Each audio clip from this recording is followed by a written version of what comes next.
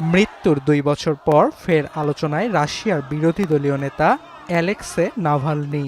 রুশ মসনদে পুতিনের শক্ত প্রতিদ্বন্দ্বী হিসেবে বিশ্বে পরিচিত ছিলেন এই দুর্নীতি বিরোধী নেতা। তার ঝাঁঝালো বক্তব্য কম্পন সৃষ্টি করত পুতিনের সাম্রাজ্যে। রুশ সংস্কার ও দুর্নীতির বিরুদ্ধে কথা বলা নাভালনিকে ২০২১ সালে আটক করে রুশ পুলিশ। এরপর কারাগারের ৪ দেয়ালে কয়েক বছর বন্দি জীবন শেষে ২০২৪ সালের ফেব্রুয়ারিতে রহস্যজনক মৃত্যু হয় তার। নাভালনির মারা যাওয়া স্বাভাবিক বলে রুশ কারা কর্তৃপক্ষ দাবি করলেও শুরু থেকেই তাকে বিষ প্রয়োগে হত্যা করা হয় বলে অভিযোগ করে আসছিলেন নাভালনির স্ত্রী। এবার রুশ বিরোধী নেতার মৃত্যু নিয়ে চাঞ্চল্যকর বিবৃতি প্রকাশ করেছে যুক্তরাজ্য, সুইডেন, ফ্রান্স, জার্মানি ও নেদারল্যান্ডস।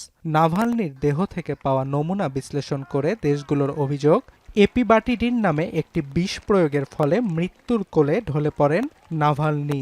এই প্রাণঘাতী বিষটি রাশিয়া নয়, দক্ষিণ আমেরিকার ব্যাঙের শরীরে পাওয়া যায়।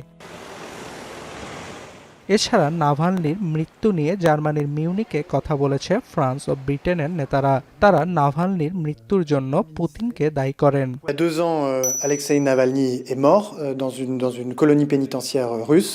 Nous avons tout de suite exprimé notre suspicion qu'il ait été assassiné. Aujourd'hui, 2 ans, jour pour jour après. একই অভিযোগ ব্রিটিশ পররাষ্ট্র সচিব Yvette কুপারের। I think this evidence has shown their attempt to silence their own citizens and any opposition in the most barbaric of ways.